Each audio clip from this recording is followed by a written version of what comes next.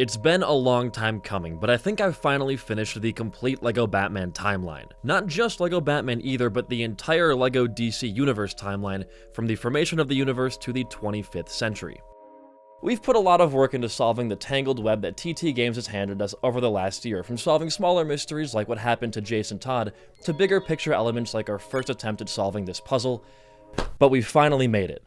We have 7 video games to cover, 13 movies and shorts to watch, and a lot of hurt ahead of us.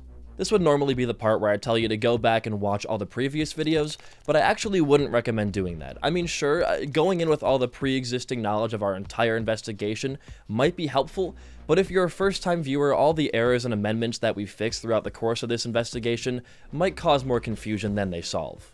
The only one I would recommend checking out in full is our dive into whether or not DC Supervillains is canon or not, since that seems to cause a lot of tension in the fandom. With all of that out of the way though, let's turn our focus to the unknown, earliest age in the LEGO DC universe, and all of the major events that took place. Throughout all the games and supplementary material, we never actually get a date as to when events are taking place. The most we get are vague approximations that don't really help us much. As a reference point, we'll be using the first LEGO Batman game as our year 0. Events that take place beforehand will be labeled as BLB or Before LEGO Batman, and events after will be ALB or Access Level Blue. Just kidding, it stands for After LEGO Batman. I'll be here all week, folks. Your standard elements that make up the formation of the DC universe happen in an age unknown a millennia ago in its LEGO counterpart, such as the creation of the Lantern planets, monitors and old gods coming into being, etc., etc. The history of these early points of interest remain more or less uncovered, which lets us skip centuries ahead to our first approximately dated event in the LEGO DC universe, and it just so happens to be the birth of Vandal Savage. As per his Argus description found in DC Supervillains, he was born over 4,000 years ago, which is the furthest back any character's backstory goes. There are some more vague entries such as Felix Faust banished thousands of years ago, but I believe Vandal's birth came first. He's often cited as being the very first metahuman of the DC universe, so it wouldn't really make sense to have Felix's banishment come earlier. Black Adam received his powers within this same 4,000-ish years ago time period, and was subsequently sealed within the Rock of Eternity soon after. And then for 3,500 years, things went dark. A lot of the things that are supposed to happen within this period of time are implied, and not explicitly stated. Today, however, we are working in fact, and if the games don't tell us something, we're not just going to assume. It helps make sure this timeline doesn't get immediately outdated, and leaves the door open for LEGO to try their own spin on things, rather than adhering to the pre-established canon. We do have the birth of characters like Ra's al Ghul, who are said to be centuries old, and the banishment of Kanto from Apokolips to Earth during the 14th century, which is also the earliest mention we have of anything relating to Darkseid, Orion, New Genesis, Apokolips, and any of the other later down the road celestial outer space mumbo-jumbo. Speaking of outer space, around 40 years BLB, the planet Krypton explodes, sending an escape pod with an infant Clark Kent hurtling towards Earth. According to civilian dialogue in DC Supervillains, Superman has been protecting Metropolis for 30 years, so assuming he began his career in his late teens or early 20s, we have his first appearance as the Man of Steel in 20 BLB. This also lines up with his data entry in LEGO Batman 1, telling us that he's been active for as long as or even longer than Batman. The giant vault of kryptonite Bruce has in LEGO Batman 2 supports this placement as well. Collecting this much of the rare rock would have taken ages. As we move closer and closer to our 0th year, we have one huge question to answer that determines when a lot of major events take place in Gotham. Just how old is LEGO Batman in LEGO Batman? I mean, at this point in his career, he's onto his 3rd Robin, has almost his entire rogues gallery locked up in Arkham, and Dick Grayson is already Nightwing. This is where the timeline gets a bit subjective, and doesn't allow for a whole lot of leeway. For reasons we'll be getting into shortly, Batman is probably around the age of 50 in DC Supervillains. You can even see the age in his design compared to previous titles. There's a 10-year gap between Supervillains and the first LEGO Batman, which places Bruce with Tim Drake's Robin, the one we see in the first 3 games, while he's in his 40s. This leaves us ample time to allow Bruce to work with and graduate Dick Grayson, have a short stint with Jason Todd, and even a good few years of solo crime fighting in his early days. In LEGO Batman 1, we're dealing with a 40-year-old Batman. It's hard to believe that a 50-year-old Batman can be doing all of this in DC supervillains, but remember, we're working with LEGO logic, where an old professor can front flip onto his face and get up without a scratch, so I don't think it's too far out of the question. Besides, when we first get to play as Batman, the world of LEGO DC is already established. All the rogues have gone through their respective origin stories, Batman has his own little Bat family, and all of his equipment seems up to date. This is a story that begins in media res, rather than one that starts at the beginning. With all of that being said, we can place the Dick Grayson Robin era from 10 to 5 BLB, Jason Todd from 5 to 3, and give Bruce a couple of years of solid solo crime fighting, with Barbara Gordon's Batgirl assisting when she's needed. This also perfectly lines up with what we see in the DCAU, which had a huge influence on LEGO Batman's story and design, so I'm pretty confident in this assessment. Just for fun, if we also assume that this year 0 is in the same real-life year as the game's release in 2008, we can place the building of Wayne Tower in 69 BLB. Nice. Okay, so we've established just about everything leading up to year 0. Throw in some minor stuff not worth talking about, and there you go. That is every major event that we know of. Weirdly enough, we never get a timeline for any of the other major players. We know that Diana and the rest of the Themyscirians have to exist. At some point, Victor Stone becomes Cyborg, and Atlantis just already has to exist somewhere. But without any ages or any idea as to what they're up to, it's safer just to leave them off. For now, let's set the stage for present day. It's year 0. Batman and Tim Drake's Robin are in the Batcave when they get the alert that every single inmate of Arkham Asylum has escaped. Don't know how that could have happened. With the assistance of Dick Grayson's Nightwing and Barbara Gordon's Batgirl, the dynamic duo tracks down the escapees over the course of what seems to be 3 separate nights. They track the former Wayne Enterprises employee Edward Nygma, aka the Riddler, throughout the streets of Gotham, culminating in a final battle at the Gotham Bank. They peruse through the sewers in search of the Penguin, who, aided by Catwoman, plan to distribute Penguin bombs throughout the whole city. Then finally, they track down the Joker, whose motives appear to be strictly to cause chaos because he's so freaking twisted. Once all the villains are rounded up and thrown back into the asylum, life gets back to normal, and a whole year would pass before they see trouble like that again. You might initially assume that between LEGO Batman 1 and 2, not a whole lot happens, but you'd be wrong. Between the first game's data entries and some world building done in the second game, we see that almost everything about this world changes. For starters, let's tackle the big one, Gotham City. This map and this map are showing 2 entirely different cities. So how could I possibly say that there's only a 1-year gap between these 2 games? Not only are buildings in different locations, everything is just scaled up. Could there be an in-universe explanation for this? Surprisingly, yeah. In one of the data entries from the first game, we're told that Gotham City was built upon a fault line, and was once evacuated during a terrible earthquake. In DC Supervillains, there's a line of civilian dialogue that mentions how Gotham City undergoes major renovations every few years. Well, who's to say that one of these earthquakes couldn't just wipe out the city in between these 2 entries? If they have to rebuild so often, they're definitely equipped for it. But how do they rebuild so quickly?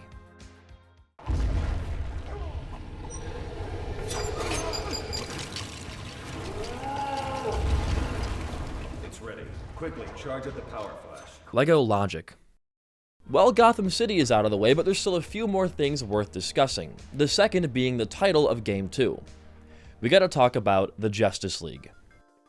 The League was founded by Superman, Wonder Woman, The Flash, Green Lantern, Cyborg, and Martian Manhunter. But the Argus files on Aquaman indicate that he was also a founding member, despite not being present in the final battle in LEGO Batman 2. There wasn't much he could have done, I guess. There wasn't really much, any water around, but he still could have, picked things up, maybe? Yes, Martian Manhunter does say calling all Justice Leaguers when it comes time to assist Batman and Superman, but he also says the same thing in LEGO Batman 3, and for some reason, his screen didn't include Hawkman or Plastic Man. Both people we know had access to the Hall of Justice and the Watchtower. So Aquaman just might not have a cell phone. Oh yeah, on the topic of Plastic Man, we see his dog counterpart Stretchamut mentioned in a little news blurb early on into the game. Although it's never canonized that this is Plastic Man's dog, because of the similarity in powers and the fact that he's got his own photo in the Hall of Justice, we can slap his origin sometime before LEGO Batman 2. Batman didn't join the League until after Batman 2. He's seen as more of a helping hand than a true member throughout the second game. Because Batman isn't really directly involved in the League, we don't know if they were formed before or after Batman 1, but I'm going to make the assumption that it was after. The League still seems pretty fresh during the events of the second game. I think if they had been formed for over a year already, there would have been a speedier response to the whole Lex and Joker crisis. They seem a little unorganized and still new to the game, and for that reason, I'm going to put their formation between the Zeroth and first year. Speaking of Lex Luthor, he's a new player in the supervillain field when we start LEGO Batman 2. Or is he? Batman makes a remark to Robin that he's heard rumors of Luthor being unclean, but judging by his runner-up position for the Man of the Year award, I can't imagine he's gone too public with his criminal dealings. Well, I think we know who broke Joker out of prison. Lex Luthor? What would an upstanding presidential candidate like Lex Luthor want with the Joker? I've heard that Lex Luthor may not be so upstanding. What criminal dealings are those, you ask? Well, we're never told. Never told directly, at least. We have two clues as to what could have put Lex Luthor on the map for Batman before the events of LEGO Batman 2. The first is a line of dialogue in LEGO Batman 3, where Lex claims he's been to the Fortress of Solitude before. I love this place! I've been here before. And the second is his explicit involvement in the Amazo project with Dr. Ivo, as seen in the opening cutscene to LEGO DC Supervillains. The suspect was apprehended at a laboratory break-in. The lab belonged to an old colleague of yours, Mr. Luthor, Professor Ivo. Professor Ivo? I still fail to see what a break-in has to do with me. The good professor and you were mixed up with the Amazo project. The android capable of stealing powers from superheroes. I imagine that a little before the events of LEGO Batman 1, Luthor and Ivo made an attempt to use Amazo against Superman to harness his powers, which resulted in them sneaking into the fortress to try and ambush Superman. This is a bit of a leap in logic to try and tie these two events together, but I think it would be neat if these random bits of backstory were one and the same, and I don't find it to be out of the question either. So we can place Lex's first appearance on the timeline at around 5 BLB, in the Justice League's formation here, including Aquaman. Now we're on to LEGO Batman 2. After the Joker, who's escaped from Arkham at this point, crashes the Man of the Year award party, Lex Luthor gets the idea to use Joker's laughing gas in his ploy to run for president. Once Joker is thrown back in the slammer, Lex breaks him out, which results in the second Great Arkham escape. Batman and Tim Drake Robin team up with Superman, traveling to every corner of Gotham and even Metropolis to stop them, which results in almost the total destruction of Gotham's downtown. If it wasn't for the assistance of the newly formed Justice League, the world's finest wouldn't have stood a chance. The team destroys the giant mech Luthor and Joker built to take over the city, and throw them behind bars once again. In a post-credit scene, we see the villain Brainiac set his sights on Earth.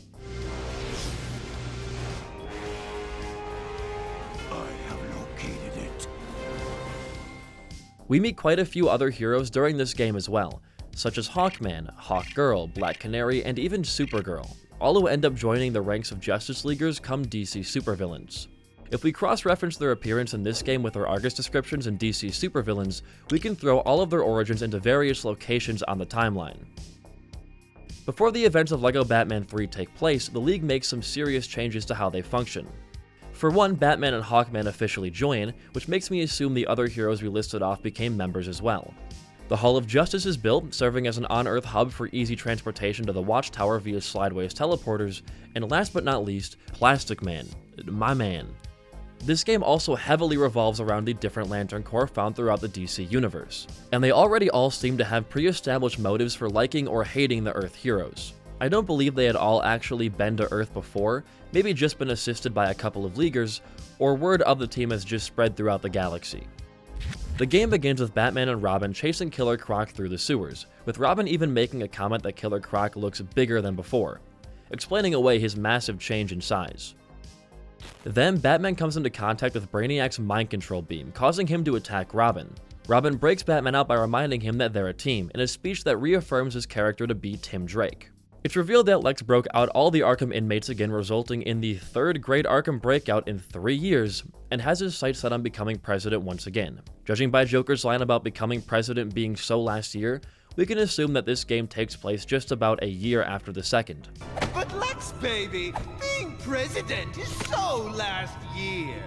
Brainiac, who's already almost at Earth, seeks to use the power of the Lantern Rings to charge his Shrink Ray and take the Earth for himself. The various heroes and villains team up to take him down, Lex and Joker get thrown back in jail, and everything is all tied up in a neat little bow. For now. This game moves at a breakneck pace, and they introduce a lot of new characters under the assumption that you already know who they are, like the different colored lanterns. Luckily for us, there's very few contradictions to LEGO Batman 2, if any. The opening cutscene shows us that we're still in the very same Gotham, no renovations needed, and the destroyed subway system confirms that. Hey, this place is still damaged from the last time we fought the Joker. There was a lot of senseless destruction that day. The only problem is, well, the characters.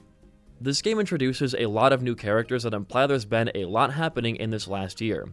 Like Composite Superman, Orion, Batmite, Calabac, Doomsday, Detective Chimp, and so many more. The only small cheat I'll give myself at all in this timeline is ignoring the character roster in this game in specific. They have Darkest Night Batman here. Obviously, most of these are just meant to be fun little inclusions instead of characters with serious lore implications. But I do want to touch on one alone. The Red Hood, aka Jason Todd. I did a whole video diving into what happened to him that you can go watch here, but in short, yes, Jason Todd did exist at some point in the LEGO universe, and this is his first appearance since his death. After LEGO Batman 3, we get a huge break. I called it around 7 years, but hold on, slow down, we're missing a game. The game that started me on this whole quest in the first place. LEGO Dimensions. Despite what you want to think, LEGO Dimensions is canon to the overall greater LEGO universe, even multiverse. In fact, its inclusion in the timeline only helps the flow of this LEGO DC universe. In my very first LEGO Batman timeline video, I placed Dimensions between LEGO Batman 2 and 3. But because of Brainiac's inclusion to the plot and Batman's knowledge of the android, it cannot come any earlier than here. We just have to sort of explain away Robin's costume change as him feeling nostalgic that day. But how does this affect our LEGO timeline? Well, not a whole lot. This game takes place outside of the DC timeline, and although Joker and his LEGO Batman 2 robot are present here, the most we get in universe is a city on fire, which, let's be real, is nothing new for LEGO Gotham.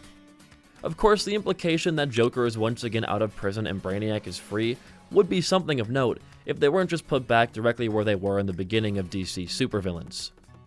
So yeah, there are a lot of changes in this time gap that can't be explained by Dimensions alone. If you want to get crafty, you could say that the whole Gotham and Metropolis being almost merged was caused by Lord Vortek doing the whole dimensional bullshit. We already have the earthquake excuse for why Gotham gets renovated, so it's not really necessary. To me, I just love the idea that all of these franchises are now tied to LEGO DC. I mean, who would have thought Batman would have had anything to do with Portal or The Wizard of Oz? It's even more surprising to me that after all this time, all this travel and everything, there has been next to zero overlap between the LEGO Batman franchise and the LEGO Marvel franchise. Sure, we have these small crossover teases near the end of LEGO Batman 3 and LEGO Marvel Superhero 1, but that's all there is. It's just a tease. It's nothing concrete. Teases are just teases, but what if I told you there was something else? A more concrete connection between these two titans. One that even ties LEGO DC directly into the main 616 Marvel Earth. All thanks to the LEGO Movie 2. In the film version of the LEGO Movie 2, there is a single line from Gandalf that mentions how the Avengers aren't picking up their calls. You remember what happened with the Justice League? Now with Batman gone, and Marvel not returning our calls, there are no real heroes left. Cool, connection made. The video game for LEGO Movie 2 is the same as the film, so that means we're done, right? That's our solid through line from LEGO DC to LEGO Marvel. Wrong, you're wrong, everyone's wrong. Remember, the Batman here is not the same as the Batman from the video game universe. We even see them separately interact in Dimensions, which means there's a chance that the Avengers Gandalf refers to are the LEGO Movie Universe Avengers and not the ones from the video games. What we need is something more concrete, showing that the two sets of virtual heroes can theoretically cross over. Where is our proof? Well, it comes in quite a few different forms, but I'm going to focus on one thing in particular, that if explored too much, would make our timeline an absolute mess. In Action Comics number 975, Mr. Mxyzptlk is showing Superman different variations of himself across the multiverse, even including what looks like to be their LEGO Batman 3 designs. Whether these are just minifigures or the video game counterparts isn't important, since we know that these two worlds can already cross over. What this shows to me is that the LEGO DC universe is connected to the main DC universe, which is in turn connected to the main Marvel universe, which has been shown on multiple different occasions to be connected to the LEGO Marvel Universe. Case closed. There is the proof that we needed. I am now going to forevermore ignore the implications this has on the LEGO DC timeline because I have put way too much time into solving this to have all of my work undone by a single comic panel. You don't exist unless I need you to. Luckily for all of you who have been begging me to cover the LEGO Marvel timeline, that video is coming out soon on a friend of mine's channel named Rugged Eagle, so go over there if you want to check out how crazy things can get. It might be even more mind-numbing than this DC one. What's really interesting to me is that because this game has to take place after LEGO Batman 3 due to Brainiac's involvement, the Weeping Angels we see from Doctor Who's universe must have gotten here by some other means. Possibly the Doctor doing his own sorts of shenanigans, or maybe it was simply Vortek testing his powers. When I say that this game helps the flow of the LEGO DC universe, I mean that the interdimensional travel of Lord Vortek and the rest of the cast serves as a nice precursor to all of the Earth 3 shenanigans and DC supervillains, and also serves narratively as a great send-off to Tim Drake's Robin, because when we wrap around to DC supervillains, Tim has graduated to Red Robin, and Damian Wayne takes up the mantle. During this near decade between Beyond Gotham and DC supervillains, a couple of new groups are formed as well. The Argus descriptions for a few characters tell us that the Titans, and by extension the Teen Titans, were both created fairly recently, and Wonder Girl founded Young Justice as well. The League itself has expanded beyond the single-digit member count, but the main Leaguers are still the ones in charge, as seen time and time again throughout the game's plot. The game opens with Commissioner Gordon confronting Lex Luthor about the aforementioned Amazo project. Our self-insert characters seems to be the key to it all, so Lex, Grundy, Cheetah, and Mercy all break us out of prison. On the elevator ride down, we see a buried Brainiac ship, letting us know that a good amount of time has passed since the last game. While the Leaguers are still trying to round up the escapees, a new team of superheroes appears out of thin air, calling themselves the Justice Syndicate. They're a mirrored version of our own Justice League from Earth 3, and they're bent on taking over our world with the help of Darkseid. After they vanquish our Earth 1 heroes, it's up to the remaining villains to thwart their plan through a series of unlikely alliances, eventually culminating in the defeat of Darkseid. In a post-credit scene, we see the Anti-Monitor standing above the pacified Apocalypse residence, clearly setting up a future crisis on Infinite Earths. But we don't have nearly enough information to talk about that quite yet. Because of how much more intertwined every character seems to be in this game, we can only assume a lot of time has passed since Brainiac's attempt to conquer Earth. The Legion of Doom is a legitimate organization with an amount of members that rivals that of the Justice League. Kate Kane is an active Batwoman, being inspired directly by Batman at some point in the last decade. Catwoman's allegiances have shifted from villain to neutral based on her and Bat's interaction fighting Darkseid. Damian Wayne seems to be about 12, which places his birth around the time of LEGO Batman 1, and the League has knowledge of Darkseid and the Mother Boxes before their encounter in this game. Again, so much is thrown at you in terms of world building, it feels like we're missing multiple big adventures that took place between these games. I understand why people are hesitant to call this game canon for that reason, but Batman 3 did the same exact thing with the Lantern Corps, so I feel like it's not fair to call that as your deciding factor. We won't really have an answer to this until the next LEGO Batman game, and even that might just be a shot in the dark. In true DC supervillains fashion though, my job is never done. Because while doing research for this project, I stumbled upon something major that throws off almost all of the work I've done at chronologizing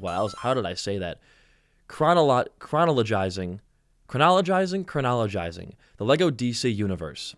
Of course, it all ties back to the Robins, because why wouldn't it?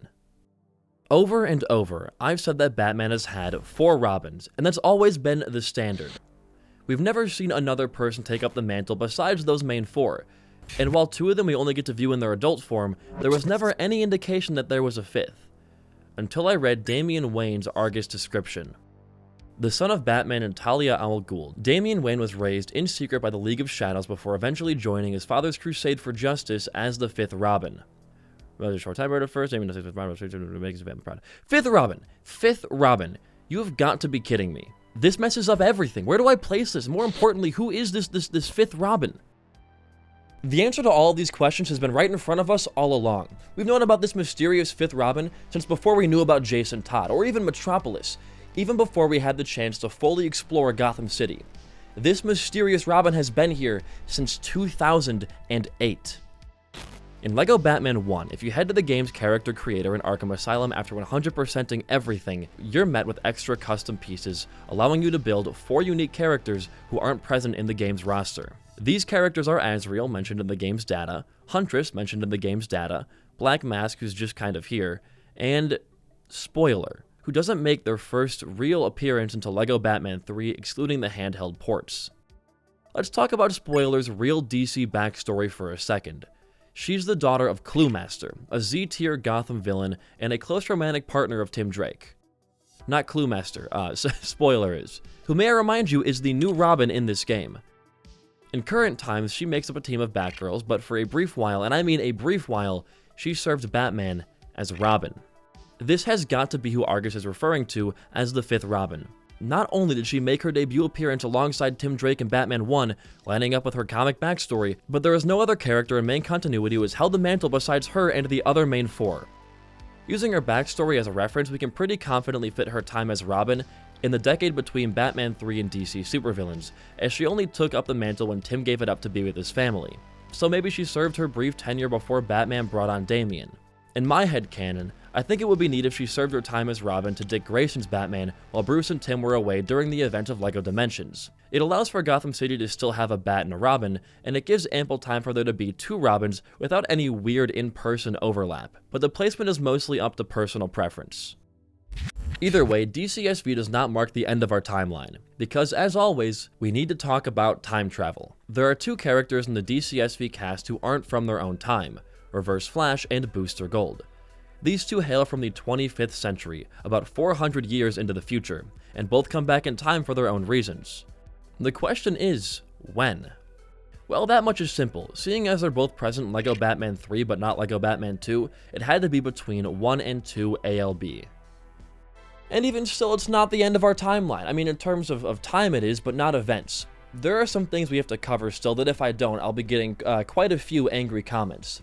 Yes, it's time to talk about the movies and the other supplementary material.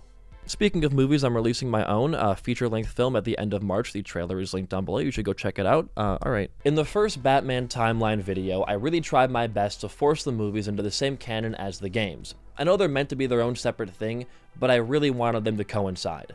The problem is, they just can't. We could maybe cherry-pick a few of them and put them in random spots along the timeline, but they're all intended to be in this shared continuity, so it almost just feels wrong. This is something that a friend of mine named Watchtower Database talks about a lot in his videos. It's the intent of the artists. Sure, maybe a couple of these movies could fit in random spots along the timeline, but it wasn't the intent of the creators. And that's arguably the most important aspect of untangling these webs. I've made exceptions and logical leaps here and there, but including the films would just go too far. Also, my last video was copyright claimed for including clips of the movie in there, so I'm a little scared to do that again. With all of that being said, I feel like I'd be doing you a disservice by not at least trying one more time. So let's go through everything, movies, TV shows, and comics included, to see if we can make them fit with our revised knowledge, or if it's just not meant to be. First up are the animated LEGO Batman Bricks, Bats, and Bad Guys shorts, which were based off of the 2006 LEGO Batman theme and are nearly one-to-one lookalikes to the video games. I mean, dude, look at these 2 shots, come on. Every major villain here uses their design from the first game, but Batman uses his design from the second. As a result of that, we'll place it between LEGO Batman 1 and LEGO Batman 3. Then we have Batman Beleaguered, which is immediately decanonized along with Justice League vs. Bizarro League because of the missing presence of Martian Manhunter, who was later revealed in the following Attack of the Legion of Doom film to be captured by Lex Luthor. We know Martian Manhunter is a founding member of the League. Therefore, the first 3 feature-length films of LEGO DC are not canon. Cosmic Clash cannot be considered canon to this timeline as a result of this being Brainiac's debut into the LEGO film universe, and Gotham City Breakout... oh, wait. This one actually might work. Okay, well, let's slow this down a little bit. Damian Wayne is Robin, so it has to take place after LEGO Batman 3, which also lines up with the appearance of the Teen Titans. Bane uses that goddamn mole machine. I mean, I don't really see anything wrong with this. The Flash movie is the same thing, it takes place within a single day's time, so it really could land anywhere after LEGO Batman 3. Even Rage of Atlantis doesn't necessarily contradict anything major.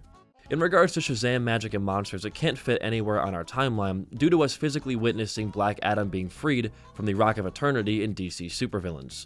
And Family Matters is directly tied into Magic and Monsters, immediately rendering that one as not canon. And well, that's all the movies. 3 of these LEGO DC films can technically fit into our timeline, but unfortunately, I'm not going to put them on there. This all goes back to the topic of intent and what the authors and animators wanted from these movies. These are all intended to be in the same universe, so taking out 3 of them to place them in our own fanon is kind of ridiculous. Besides, those 3 only fit into our timeline because of their lack of contradictions, not their support of the ongoing story we're following in the video games. I don't feel 100% committed to the idea of placing these anywhere, leaving the movie timeline as a linear separate entity, outside of the 3 shorts of course. Then we can throw the LEGO Movie timeline somewhere above there, assuming it all grows linearly with the release dates, with it only briefly touching our current timeline when the Batmen meet in the Events of Dimensions. As far as I am aware, that is everything we need to cover. Sure, some of the DC superhero LEGO sets had tie-in comics to go along with the sets that you're building, but without any dialogue or any sort of major event taking place, it would be hard to put these anywhere, so these can kind of just be ignored in the grand scheme of things. And there you have it, between 8-ish video games, 13 movies, and a couple of tie-in comics, this is the definitive LEGO Batman the video game timeline. This was obviously a huge undertaking, and I wouldn't be surprised if all the videos' monetization goes straight to Warner Bros. Again, so if you want to support me and my channel, make sure you are subscribed. A lot of my viewers aren't, and it makes me feel really good when the number goes up. I mentioned this earlier as well, but I have a link to the trailer for my first feature film, The Beasts of Bray Road, releasing in March. If you want to watch that or check the trailer out or anything, it will mean a lot. It is the biggest thing I've ever worked on, eclipsing even this 2-year-long Batman timeline project. But if you don't want to, you know, I no hard feelings, I guess. I'll be back in a month or so with an even bigger video, but until then, bye-bye.